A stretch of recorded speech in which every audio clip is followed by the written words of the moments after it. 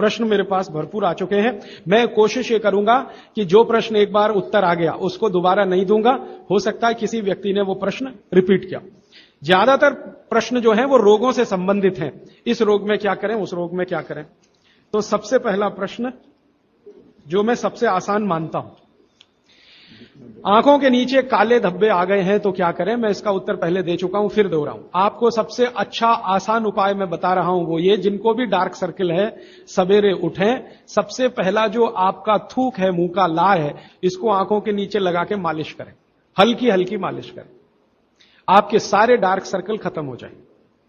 और ये जो सुबह का मुंह का लार है, इससे आप अपने त्वचा रोग भी ठीक कर सकते हैं।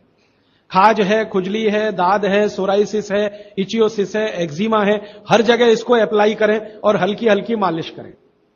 कोई कहेगा कि बहुत ज्यादा शरीर में है तो इतना तो थूक बनता ही नहीं है और पूरे शरीर पे लगाना पड़े तो ऐसी स्थिति में आप मुझे व्यक्तिगत रूप से शाम को 4 बजे मिलें।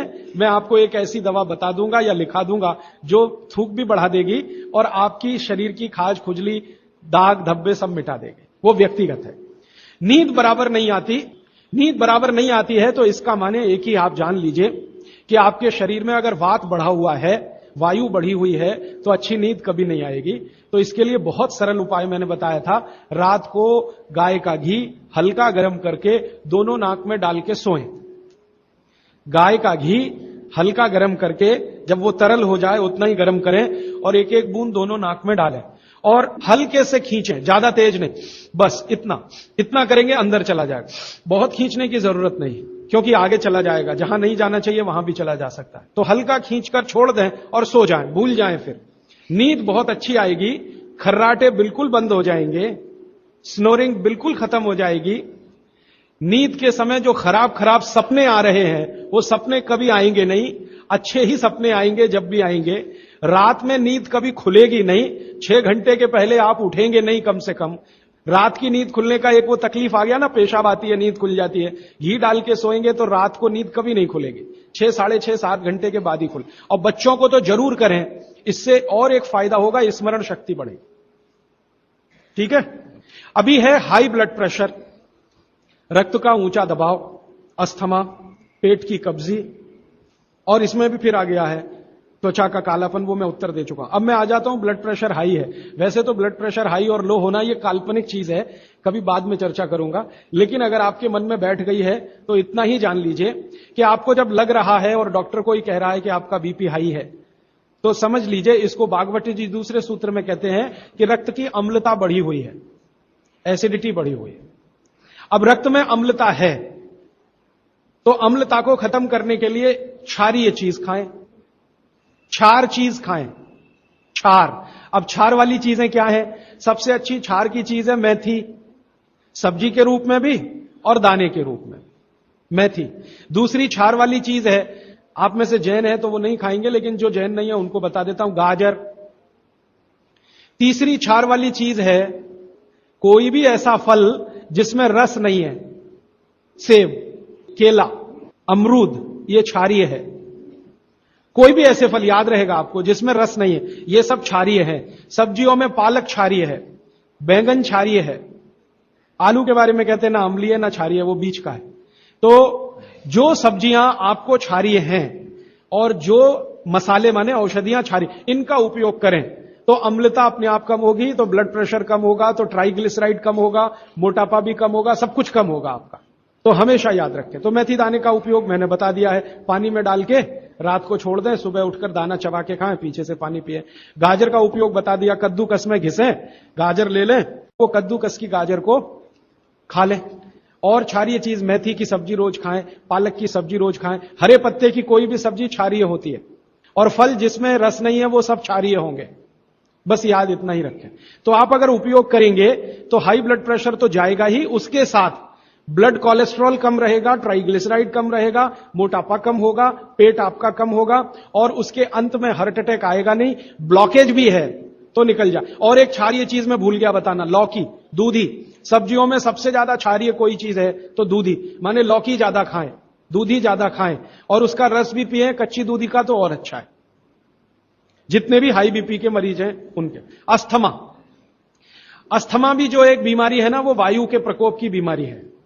तो अस्थमा ज्यादा है, तो इसके लिए जो मैं बहुत बार बोल चुका हूं, फिर बोल रहा हूं, दालचीनी, ये क्षारीय है, दालचीनी का उपयोग करें शहद के साथ। शहद क्षारीय है, तो दालचीनी, शहद। शहद नहीं ले सकते तो गुड़। ये जो नारियल होता है ना, नारियल, मैंने आपको थोड़ी देर पहले एक बात कही है और मुझे याद आ गई, तो मैंने आपसे कहा जो भी फल में रस नहीं है वो क्षारीय है, और जो भी फल में रस है वो अम्लीय है। लेकिन ये नारियल अद्भुत फल है जो क्षारीय है, रस होते हुए भी। तो ये क्षारीय है। अब ये क्यों है, ये बाद का विषय। तो आप अगर अस्थमा से शिकार हैं, दमा के शिकार हैं, तो नियमित रूप से नारियल खाइए। हरा नारियल खाइए, कच्चा नारियल जिसको कहा जाता है, चबा चबा के खाइए। कितना खाएं जी? एक दिन में 50 ग्राम तक खा सकते हैं, चबा चबा। तो दालचीनी और गुड़ लिया और नारियल चबा के खाया, 3 महीने के बाद आपका अस्थमा जड़ से खत्म होगा, वो 40 साल पुराना हो तो भी। इसके बाद बाकी तो आंखों की है। मुंह में छाले बहुत रहते हैं। ये मुंह में छाले बहुत रहते हैं, इसका माने पेट आपका साफ नहीं है, बड़ी आंत आपकी कचरे से भरी हुई है। तो मुंह में छाले रहते हैं, तो सुबह सुबह का जो मैंने नियम बताया ना, पानी उठते ही पिए, घूट घूट पिए, तो छाले अपने आप खत्म। जैसे ही बड़ी आंत साफ हो जाएगी, छाले कभी नहीं आएंगे। और अगर आपको ये करने के बाद भी छाले में आराम नहीं मिल रहा है, तो आपको एक सरल आसान दवा बता देता हूं, जो होम्योपैथी की दुकान में मिलती है, जो बड़ी आंत को सबसे जल्दी से साफ कर देती है। उस दवा का नाम है बोरेक्स। सुहागा, सुहागा आप सब जानते हैं ना, सुहागा आंत को साफ करने वाली सबसे तीव्र दवा है, तीव्र। इसी का डाइल्यूशन करके होम्योपैथी में बनाया बोरेक्स। तो ले लें, किसी भी होम्योपैथी की दुकान से खरीद लें, 30 पोटेंसी में या 200 पोटेंसी में। इसके 3 ही खुराक लेंगे तो जीवन भर के लिए छाले की बीमारी आपकी आएगी नहीं, क्योंकि यह तुरंत बड़ी आंत को साफ करता है। पानी करेगा, धीरे धीरे करेगा। बोरेक्स तो एक ही दिन में काम करता है, लेकिन बागवट जी कहते हैं ये एक ही दिन का चक्कर छोड़ना चाहिए, तुरंत हर चीज का रिजल्ट मिल जाए। वो कहते हैं जीवन में कोई भी चीज फास्ट है ही नहीं, हर चीज स्लो है। तो कोशिश करिए पानी से ठीक करें, और अगर आप बहुत परेशान हैं तभी बोरेक्स का इस्तेमाल करें। और ये दवा हमेशा पानी में डाल के लें, 1 बूंद डाल दें पानी में, और उस पानी के 3 हिस्से करके उसको पी लें। 1 कप पानी हो, आधा कप पानी हो, 1/4 कप पानी हो। अभी आगे का एक प्रश्न। अच्छा, गाय के मूत्र के बारे में मैंने आपसे कहा था, तो उस पर प्रश्न आए हैं 4-5। गोमूत्र सही गाय का है या उसको कोई बीमारी है? किस तरह की प्रॉब्लम हो सकती है? अगर गोमूत्र सही नहीं है तो उस हाल में क्या करना चाहिए? मैं आपको विनम्रतापूर्वक एक एक्सपेरिमेंट जो हमने किया वो बता देता हूं।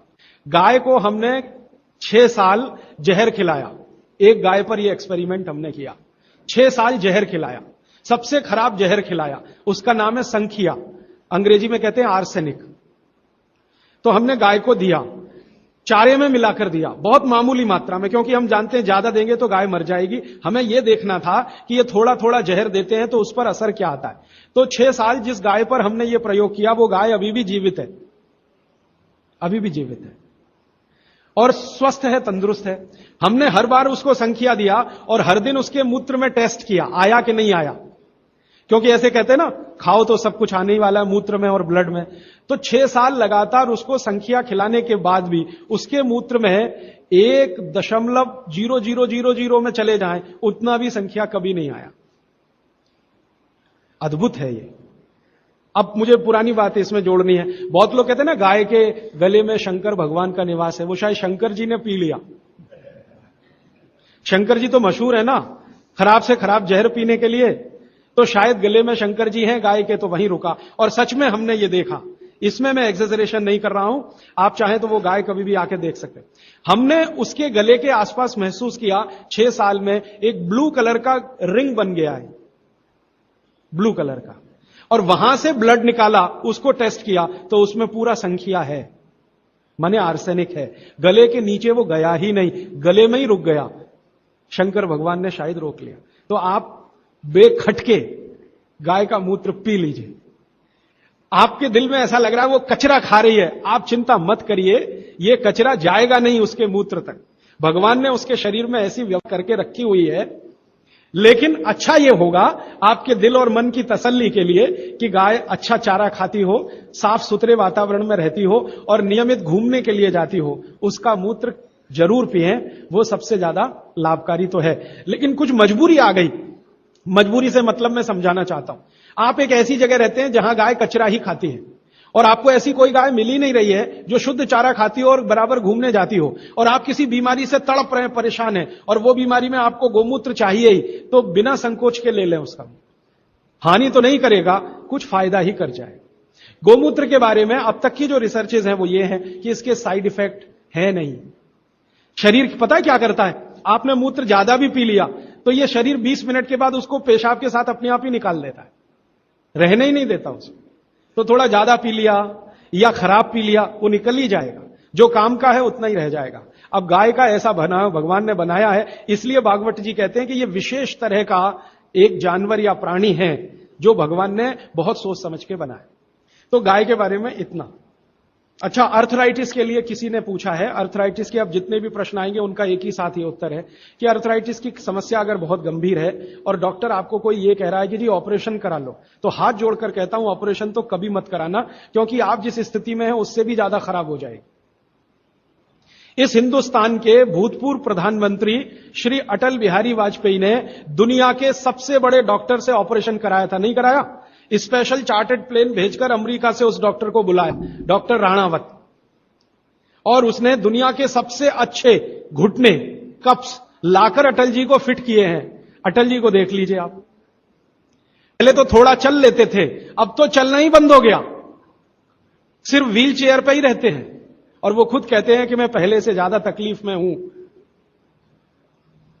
तो आप मत करिए। फिर आप बोलेंगे जी क्या करें, डॉक्टर बोलता है ऑपरेशन मत कराइए। आप क्या करें, अर्थराइटिस के लिए जो सबसे अच्छे कॉम्बिनेशन भागवत जी के हैं उनका उपयोग करिए। उसके लिए सबसे अच्छा वो बोलते हैं चूना खाइए, चूना क्षारीय है, अम्लता को कम करता है, ज्यादा अम्लता बढ़े तो अर्थराइटिस होता है, तो चूना खाइए।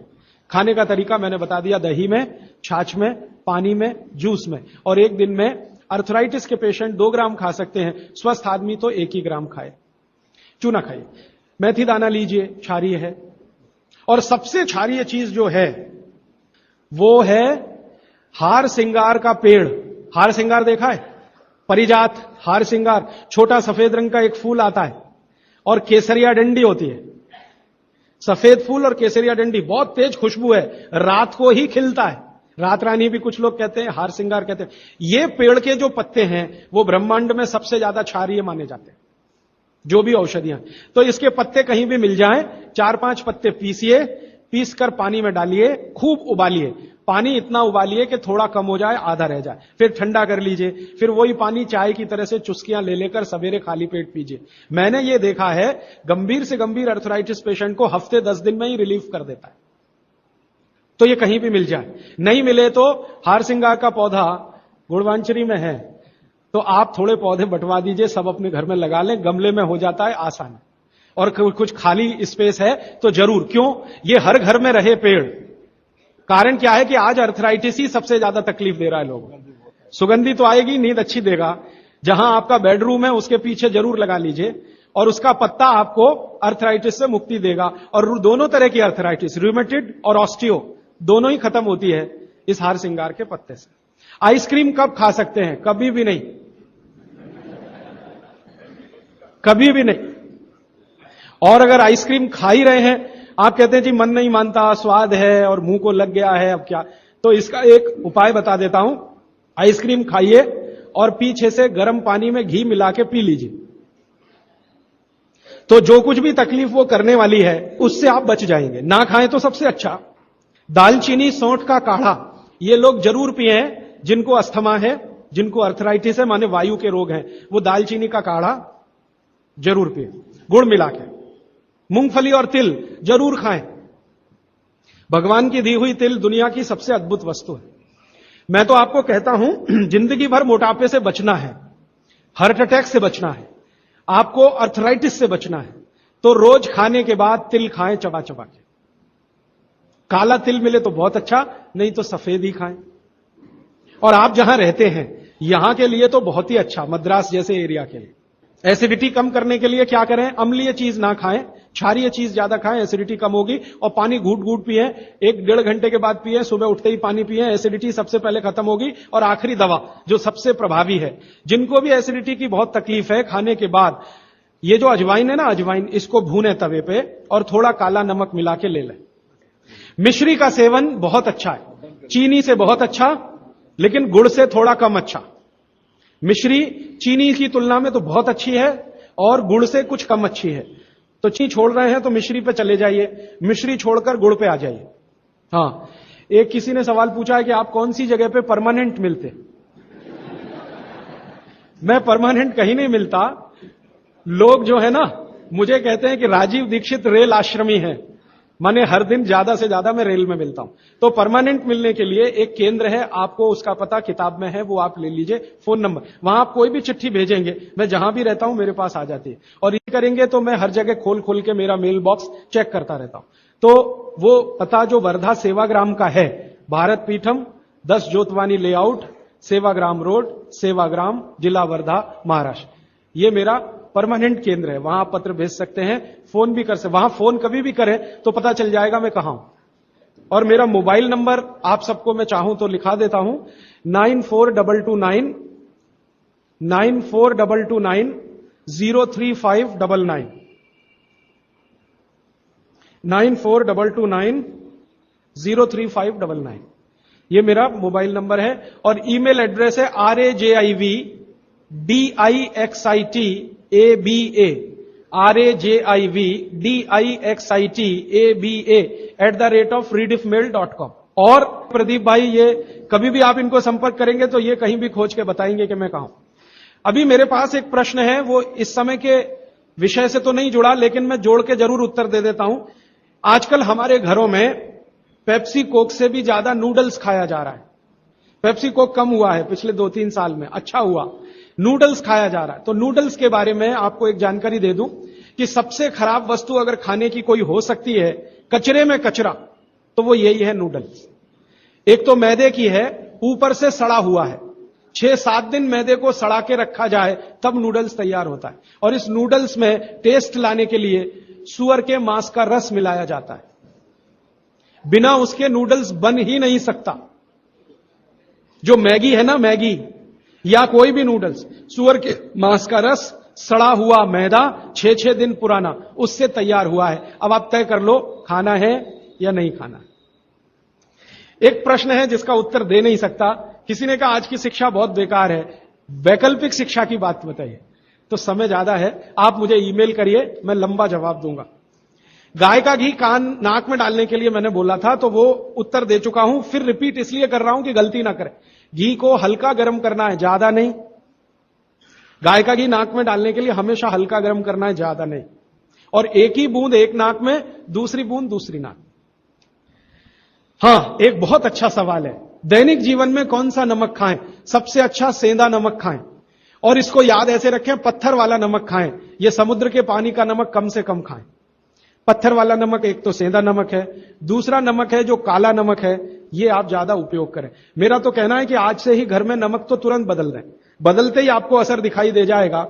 आपको जो तकलीफ है ना ब्लड प्रेशर की, अर्थराइटिस की, ये नमक बदलने से ही बहुत आराम दे देगी आप। तो सेंधा ही नमक। किसी ने कहा है कि गोमूत्र अर्क लेने में पहले दिन खराब लगा, 3 दिन खराब लगेगा, 3 दिन, चौथे दिन से अच्छा लगेगा। तो छोड़े नहीं उसको, एक दिन खराब लगा छोड़िए मत, दूसरे दिन भी लीजिए, तीसरे। गोमूत्र अर्क है ना तो 1 चम्मच से ज्यादा मत लीजिए, और गोमूत्र प्योर है तो आधा कप लीजिए। किसी को प्रश्न है कि दिन भर नींद आती रहती है, क्या करें? वैसे तो नींद आए तो अच्छा है, लेकिन दिन भर नींद आए तो अच्छा नहीं है, तो क्या करें? इसका मतलब यह है कि आपके शरीर में एक क्षार बहुत कम है, और यह वही क्षार है जो आपको सबसे ज्यादा मिलता है चूने से। जिनको दिन भर नींद आती है वो चूना खाएं, मट्ठे में मिला के, छाछ में मिला के। नारियल का तेल बालों में जरूर लगाएं। किसी ने पूछा है, लगाएं? जरूर लगाएं। नारियल का तेल आप खा भी सकते हैं, क्योंकि आप चेन्नई में रहते हैं। अगर आप पटना में रहेंगे तो नहीं खा सकते नारियल का तेल, चेन्नई में रहते हैं तो जरूर खा सकते। मालिश करना चाहें जरूर करें। डायबिटीज के लिए क्या करें? डायबिटीज का जो सबसे अच्छा उपाय मैंने बताया था, मेथी दाना और त्रिफला चूर्ण। त्रिफला चूर्ण माने हरदे, बहेड़ा, आंवला, 1, 2, 3 अनुपात वाला त्रिफला चूर्ण 1 चम्मच, मेथी दाना 1 चम्मच, दोनों मिलाकर गर्म पानी में रात को रख दें। सवेरे उठकर इस पानी को पी लें और उसमें जो कुछ है चबा के खा लें। 3-4 महीने नियमित करेंगे, ब्लड शुगर नॉर्मल आने की पूरी संभावना है। और नहीं आए 3-4 महीने में ब्लड शुगर नॉर्मल, तो एक मुझे ईमेल जरूर करें या फोन करें। शुगर खाना नहीं खाना, चीनी बिल्कुल बंद कर दीजिए, क्योंकि यही अकेली चीज है जो पचती नहीं आसानी से। बाकी चीनी छोड़कर कुछ भी खाइए। पथरी अगर है शरीर में, और थायराइड, थायराइड का सबसे अच्छा उपाय है धनिया पत्ता है ना, धनिया पत्ता, इसकी चटनी, धनिया पत्ते की चटनी बनाइए, पानी में मिला के पी जाइए, पानी गुनगुना रहे। कितनी चटनी?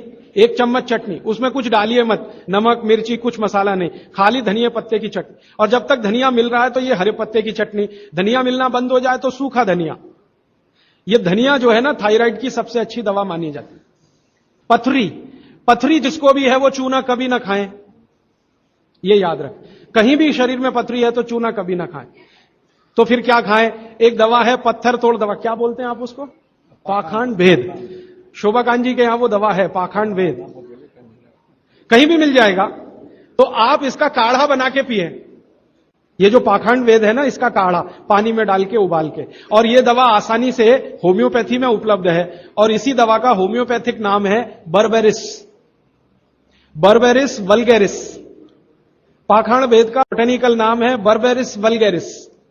ये किसी भी होम्योपैथी की दुकान में मिलेगा। वो पूछेगा कैसे दूं, तो कहना मदर टिंचर में दो। ये कोई भी घर में रखिए आप, बिल्कुल निसंकोच इस्तेमाल करते हैं, साइड इफेक्ट कुछ नहीं है इस दवा का। बर्बेरिस वल्गेरिस मदर टिंचर ऐसा बोलिए तो ये हल्के गुलाबी रंग की होगी, डार्क कलर की भी हो सकती है। इसकी 10-10 बूंदें 1/4 कप पानी में डालकर दिन में 3-4 बार पिलाएं। 1 महीने 1.25 महीने में सारी पथरी टूटकर निकल जाएगी।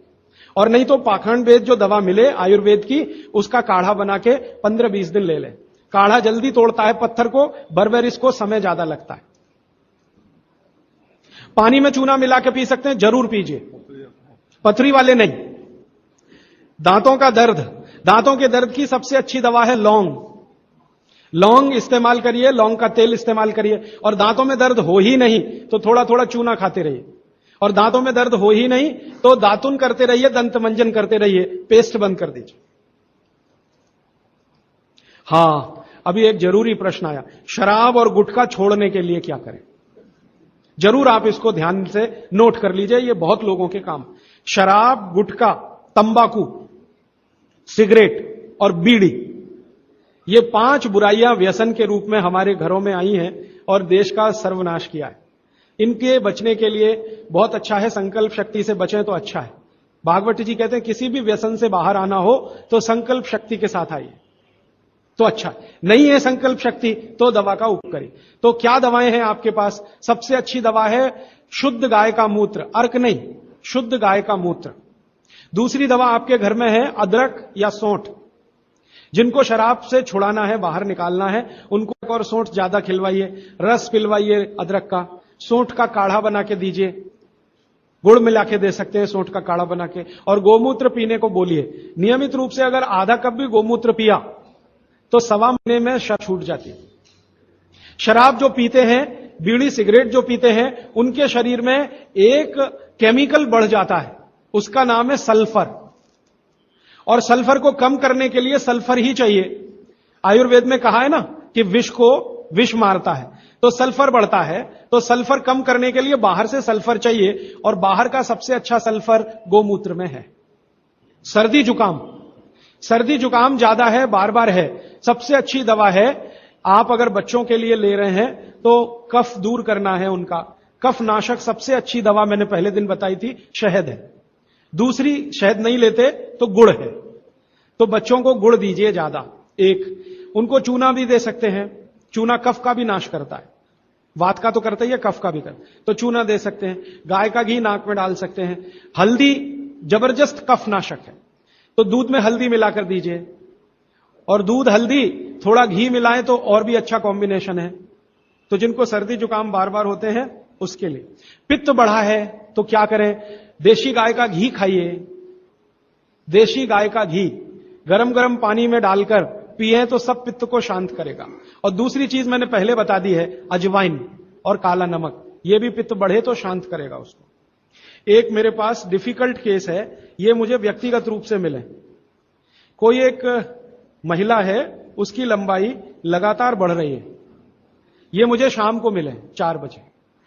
बाल उड़ गए तो क्या करें, बाल कम हो गए तो क्या करें, बाल झड़ रहे हैं तो क्या करें? तीनों में एक उपाय है, दही को तांबे के बर्तन में रखें, 5-6 दिन खूब खट्टा हो जाए, हरा हरा हो जाए, तो इसको बालों में मालिश करें। 1 घंटे के बाद बालों को शिकाकाई से धोएं। हफ्ते में 1 दिन जरूर करें। त्रिफला शहद और गुड़ के साथ सबसे अच्छा है, गुड़ के साथ सुबह खाएं, और दूसरा चाहें तो शहद के साथ भी खाएं। त्रिफला को औषधीय के रूप में लेना है, औषधि ऐसी जो धातुवर्धक है, तो सुबह ही खाएं। और त्रिफला को रेचक के रूप में लेना है, माने पेट साफ करे, तो रात को ही खाएं सोने के पहले। बहुत ज्यादा छींकें आती हैं, नाक से पानी गिरता है, थोड़े दिन चूना खिलाएं और गाय का घी नाक में डालें। 15-20 दिन में छींकें भी बंद होंगी, पानी गिरना भी बंद। केवड़ा डालकर जल पी सकते हैं क्या गर्मियों में? केवड़ा एक होता है ना, आयुर्वेदिक औषधि है। केवड़ा डाला हुआ जल सिर्फ गर्मियों में, मार्च, अप्रैल, मई, जून, बारिश जैसे ही शुरू हो केवड़ा वाला जल बंद कर दीजिए। केवड़ा और एक होता है खस, ये दोनों मिलाया हुआ जल गर्मियों में। अर्जुन की छाल लेने का समय सवेरे का, काढ़ा बनाकर दूध में नहीं तो पानी में, शक्कर नहीं मिलाएं उसमें, गुड़ मिलाएं, अर्जुन की छाल। टॉन्सिलाइटिस की रेमेडी, टॉन्सिल्स की सबसे अच्छी रेमेडी हल्दी, हल्दी का दूध बच्चों को रात को पिलाएं, टॉन्सिल नहीं होगा। पिपरमेंट के बारे में किसी ने पूछा है, आप शाम को 4 बजे मिले, मैं थोड़ा विस्तार से बता दूं। यूरिक एसिड अगर शरीर में जमा है तो मैंने आपसे बार बार कहा है क्षारीय चीजें ज्यादा खाएं, एसिड निकल जाए। सबसे अच्छी क्षारीय चीज गोमूत्र पी लें, यूरिक एसिड एकदम साफ कर देता है गोमूत्र, लेकिन प्योर गोमूत्र। उड़द की दाल दालों का राजा है, बिल्कुल सही है, लेकिन दही के साथ नहीं। खाली उड़द की दाल खाइए, दालों का राजा है, बिल्कुल सही बात है, दही के साथ नहीं, दही के साथ ये जहर है। सुबह दूध पी सकते हैं, मैंने मना किया है, सुबह जूस पीना है, दोपहर को छाछ और रात को दूध, लेकिन पीना ही है अगर तो आंवले के साथ पिए, ना पिए तो अच्छा, सुबह का दूध ही पीना है तो आंवले के साथ। मोटापा कम करने के लिए उपाय बता दीजिए, आप लिख लीजिए इसको, नहीं तो याद कर ले।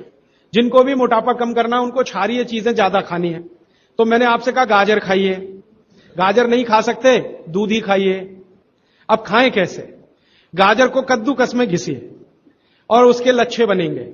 फिर थोड़ी एक और क्षारीय चीज आपको आजकल उपलब्ध है, सेब, सेब पूरा क्षारीय होता है, तो सेब को कद्दूकस में घिसिए, दोनों बराबर मात्रा में मिला के सुबह पेट भर के खा लीजिए।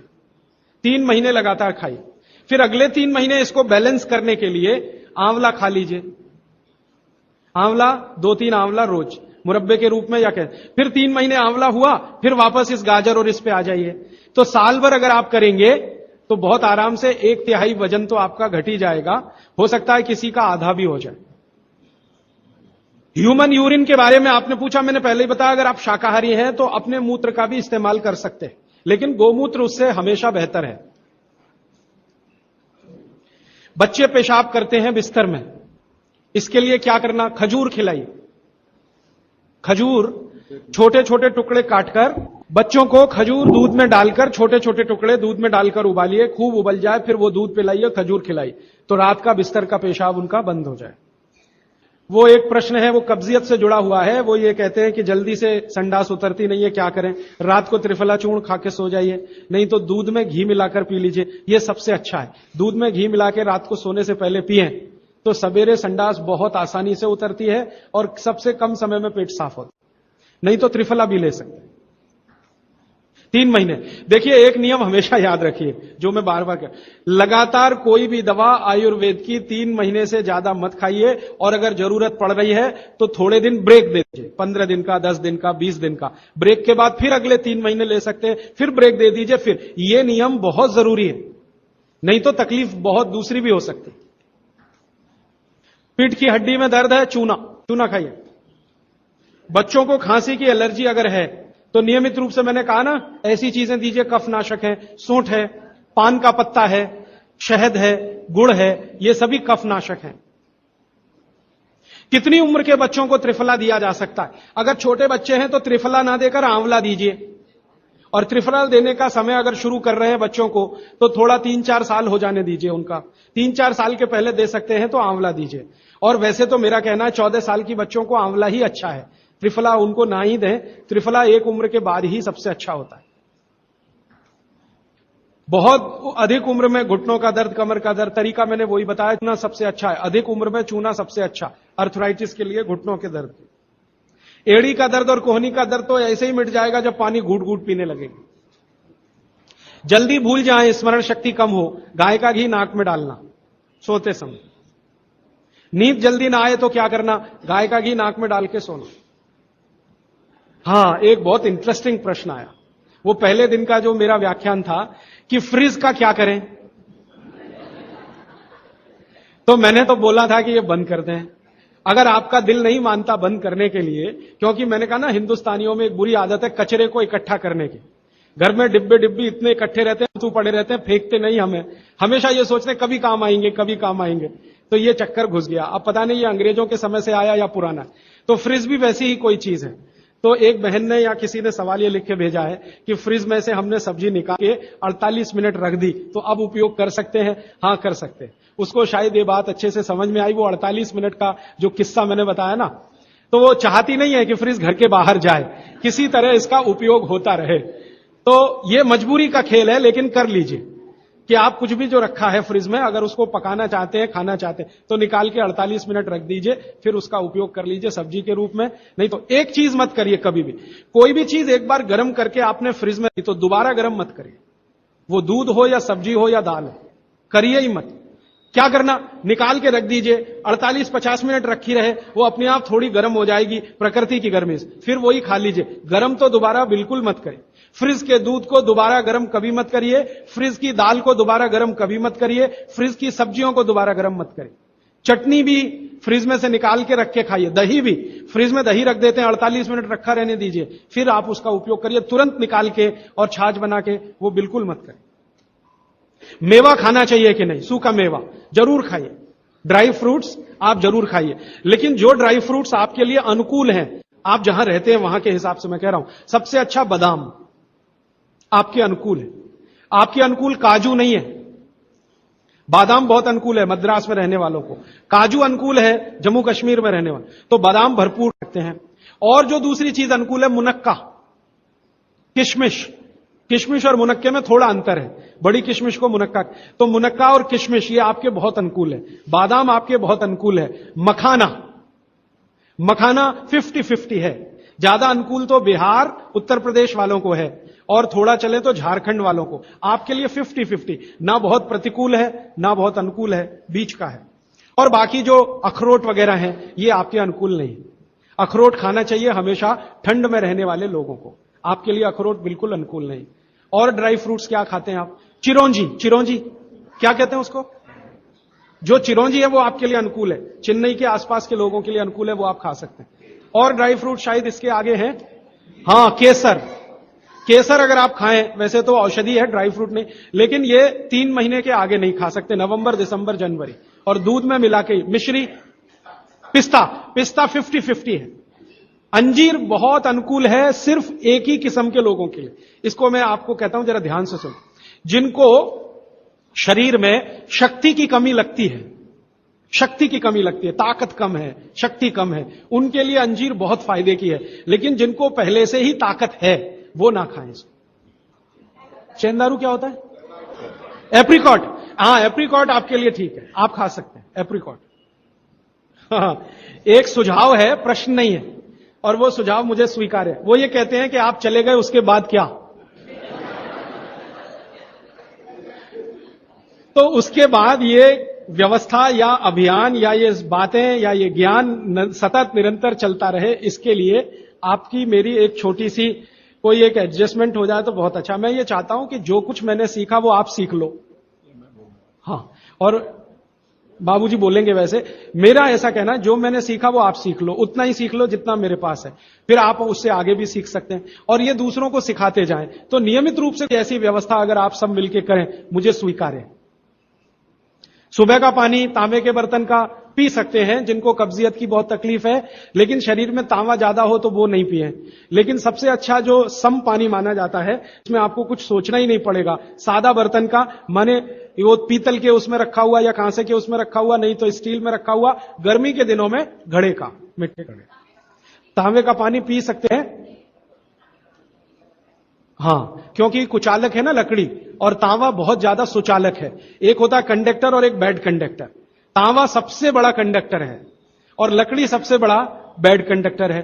तो ये अगर आपने तांबा पिया माने, तो अर्थ के साथ जो कांटेक्ट है ना, नंगे पांव तो वो खत्म करेगा आपको। इसलिए पांव में चप्पल रहे, लकड़ी के पट्टे पे खड़े रहे, प्लास्टिक की चप्पल पहन के हो, रबर की चप्पल पहन के हो, तभी तांबे के बर्तन का पानी पीना। केन वाटर, बहुत लोग आजकल केन वाटर पी रहे हैं, ऐसा प्रश्न आया। तो ये क्या अच्छा है? बिल्कुल अच्छा नहीं। तो आप बोले फिर क्या करें? आपके घर जो पानी आ रहा है टैप वाटर, इसको खूब अच्छे से उबाल लें, उबाल कर इसको रख लें, फिर उसी को पिएं। ये केन वाटर से 1000 गुना अच्छा है। केन वाटर पता है क्या है? ये पानी को शुद्ध करने के लिए ब्लीचिंग करते हैं उसकी।